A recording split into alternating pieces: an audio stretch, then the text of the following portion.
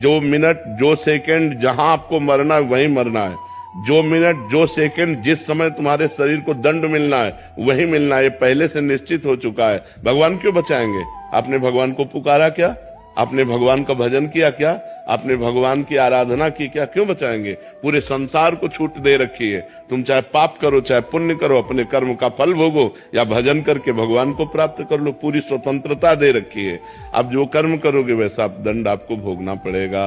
अच्छे कर्म करोगे अच्छा फल मिलेगा, बुरे कर्म करोगे बुरा फल मिलेगा। भगवान को भजो और भगवान की शरण में हो जाओ, फिर भगवान जिम्मेदारी ले लेते हैं। देखो भगवान बहुत बड़े हैं, बहुत गंभीर हैं, अगाध समुद्र हैं।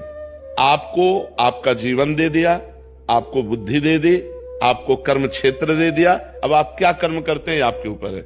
जैसे बाप ने आपको बीज दे दिए 50 प्रकार के और खेती दे दी। अब आप बम्बूल बोओगे तो दाग छुआरा थोड़ी खाओगे। आप बम्बूल बोओगे तो कांटे ही लगेंगे आपको। तो आप इस कर्म क्षेत्र में पाप कर्म कर रहे हैं। मुर्गा मुर्गी खाना, भ्रूण हत्या करना, पाप आचरण करना, व्यभिचार करना, और जब इनका फल आएगा तब कहोगे देखो बहुत अच्छा आदमी था और उसको ये दंड मिला। आज अच्छा है लेकिन कल उसने पाप कर्म किए तो उसको भोगना पड़ेगा कि नहीं भोगना पड़ेगा?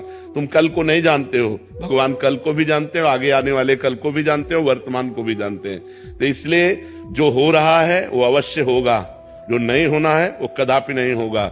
हम अपने आचरणों को सुधारें, आगे हमारा जो समय आने वाला है वो मंगलमय हो जाएगा। यदि हम आज भजन करेंगे, आज पापाचरण त्याग कर देंगे तो कल हमारा बहुत अच्छा रहेगा।